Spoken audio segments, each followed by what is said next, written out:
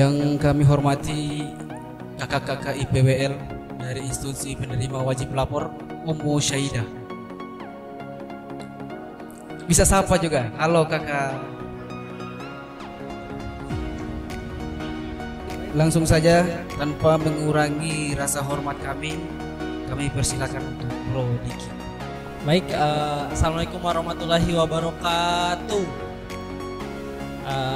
Selamat pagi, salam sejahtera untuk kita semua. Apa kabar semuanya? Sebelumnya perkenalkan kami dari IPWL Ummu Syahidah, itu lembaga rehabilitasi bagi korban penyalahgunaan narkoba. Yang di samping saya ini namanya Astri. Oh ya.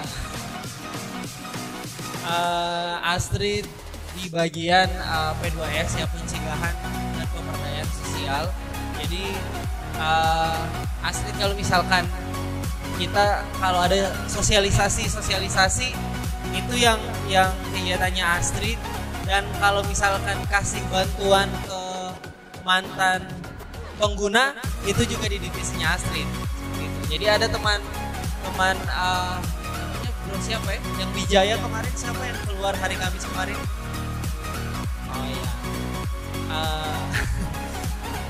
Beliau dalam proses asesmen nanti di bidangnya Astrid ini dikasih modal usaha seperti itu ya. Jumlahnya kami itu terbatas, tahun ini kita hanya ada 80. Tahun kemarin kita menyalurkan 128 yang kasus narkoba itu dapat bantuan usaha ekonomi produktif atau bantuan modal usaha. Nah tahun ini jumlahnya 80, tapi yang baru mendaftar itu baru 1 orang. Oke, nanti kita lanjut ya. Soalnya tadi keputus perkenalannya. Ya, di samping Astrid ada Kak Cindy. Kak Cindy ini, halo Kak Cindy. Ibu Cindy itu di bidang di penjangkauan dan respon kasus. Ya, jadi kalau menjangkau ke lapas, ke masyarakat, ke sekolah, kalau ada laporan itu di bidangnya Ibu Cindy ya. Ada yang bebas bulan Oktober 2022, bukan Oktober 2027. Bro siapa namanya bro? Bro siapa? Nama panggilan Didin. Tanggal berapa keluar? Berapa? 19, oke nanti hubungi Rizky ya. Oke nanti ke kita. Siapa lagi? Tanggal berapa? 27 Oktober 2022 kan? Oke. 19 Oktober 2022. Oke, 3 orang. Berapa? Oktober 4. 31 Oktober 2022 kan? Jangan sampai 2023 anggarannya habis. Ya, 4. Mudah-mudahan kalau kuotanya masih ada sampai Desember pun kita tunggu. Oke, jadi begini teman-teman, tahun 2021 kemarin kita menyalurkan ada 128 modal usaha, kayak warung, jualan kue, jualan warung makan, bengkel, minuman dan lain sebagainya. Tetapi kita itu juga sempat dicap sama masyarakat. Ya mohon maaf ini ya, ini yang terjadi di kita. Kita itu sempat kayak di demo sama masyarakat, dibilang begini, kenapa Ummu Syahidah ini kasih bantuan sama pengguna? Ya, kenapa Ummu Syahidah itu kasih bantuan, kenapa tidak pada orang miskin gitu ya. Dan akhirnya kita menjelaskan bahwa sebenarnya modal usaha itu kita tujukan, kita maksud biar teman-teman yang sebelumnya terjerat kasus narkoba itu bisa berdaya lagi setelah balik ke masyarakat. Setuju? Ya kayak gitu ya. Karena self acceptance itu ternyata berat sekali. Yang pertama, kalau dia masuk dia tidak menerima kondisi dia. Dan itu ada terapinya di kita, cuman memang terapinya terapi individu. Karena teman-teman ini banyak, mungkin agak kurang dimungkinkan kalau kita terapi individu. Ya, di tempat kita, di tempat rehabilitasinya kita itu ada ruang khusus terapi. Itu juga bagi orang yang mungkin dalam kondisi belum menerima dirinya. Ya. Yang selanjutnya pada saat dia mau keluar, kenapa dia pada saat keluar ada permasalahan? Karena dia mungkin merasa ketika dia ada di luar ada stigma dari keluarga dan masyarakat. Nah, untuk menepis itu makanya kita hadirkan ada yang namanya program bantuan usaha itu kayak gitu. Jadi kadang nih kita memang tidak punya kemampuan untuk menutup mulut semua orang, tapi kita punya diri kita yang mampu kita tunjukkan bahwa kita juga mampu, kita bisa, ya. Jadi quotes yang paling saya pegang sampai sekarang adalah kita adalah siapa yang kita pikirkan. Kalau kita memikirkan kita jahat, berarti kita jahat. Kalau kita memikirkan diri kita baik, adalah kita baik. Oke, saya ingin mereview pertemuan kemarin. Ada yang namanya mindfulness. Salah satu kuncinya adalah tolong jangan tidur dalam keadaan marah dan dalam keadaan kecewa. Ada yang sudah menerapkan itu? Oke, baik. Ya, mungkin kemarin saya menyampaikan tidak sebanyak ini, tapi saya ulangi lagi bahwa salah satu kegiatan mindfulness adalah tolong jangan tidur pada saat marah ataupun pada saat kesal. Pada saat lapar, kalau ya, kalau lapar tidur tidak apa-apa ya, tapi sebaiknya makan. Tapi begini, kenapa saya bilang jangan tidur dalam keadaan marah? Kalau misalkan kita marah atau kesal, tolong bicara sama diri kita, berhenti dulu marah ini, gitu, terus tidur.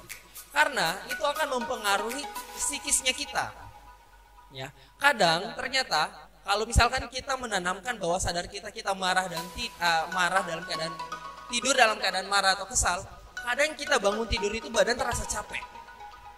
Ya, karena mungkin mata kita itu tertutup, alam bawah sadar kita bekerja. Ya. Saya ada sedikit games ya. Ikuti apa yang saya katakan. Aturannya adalah ikuti apa yang saya, sekali lagi, ikuti apa yang saya iya ya. Jadi ikuti apa yang saya katakan ya. Semuanya kalau boleh dengar ya. Kuda. Sapi. Kuda, sapi. Ada berapa kuda? Oke ya, kita ulang ya. Boleh ikuti semuanya. Kuda. Sapi. Sapi kuda, sapi. Ada berapa sapi? Ada berapa? Oke, ternyata teman yang benar teman saya. Tepuk tangan dulu untuk pro yang peci. Ya.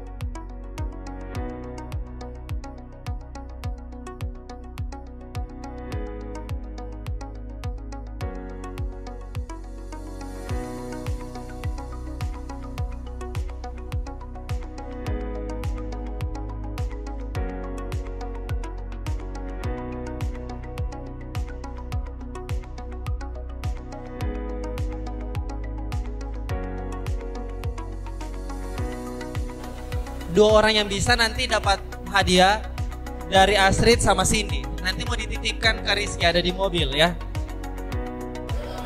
Yang dihitung cuma yang berdiri ya, yang dihitung cuma yang berdiri di depan. Ya, jadi dua orang nanti dapat hadiah dari Astrid sama Ibu Cindy. Yang dua orang yang paling terbaik.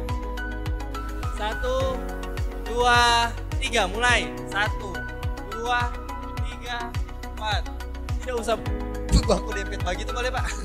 Dulunya agak.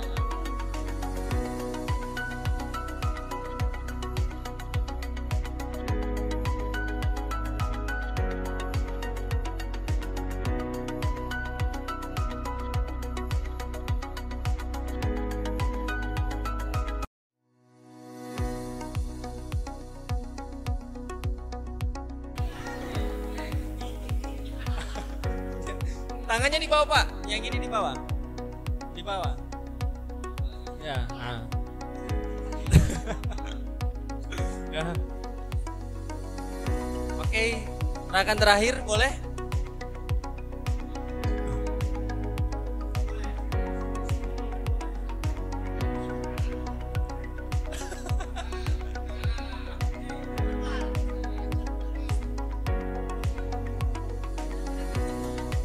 Oke, jadi karena cuma ada satu orang yang itu, jadi nanti ada hadiah buat Pak ya.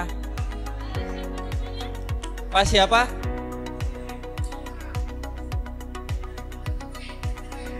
Merin.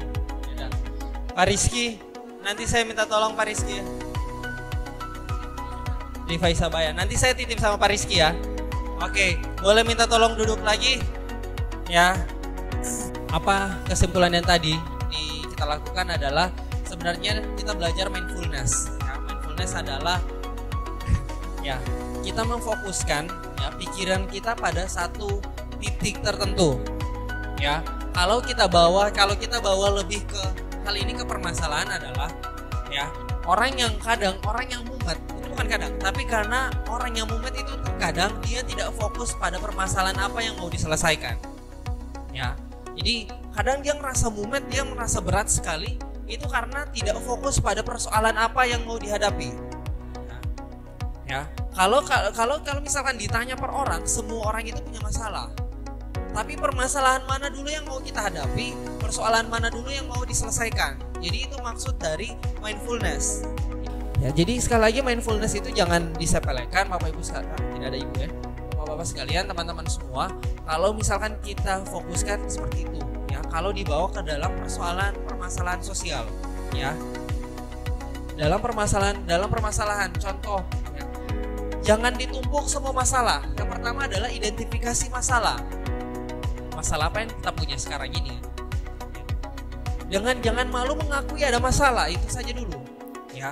Kalau misalkan sudah kita akui kita punya masalah, kita identifikasi masalah, kemudian fokus dulu pada masalah mana yang mau dihadapi.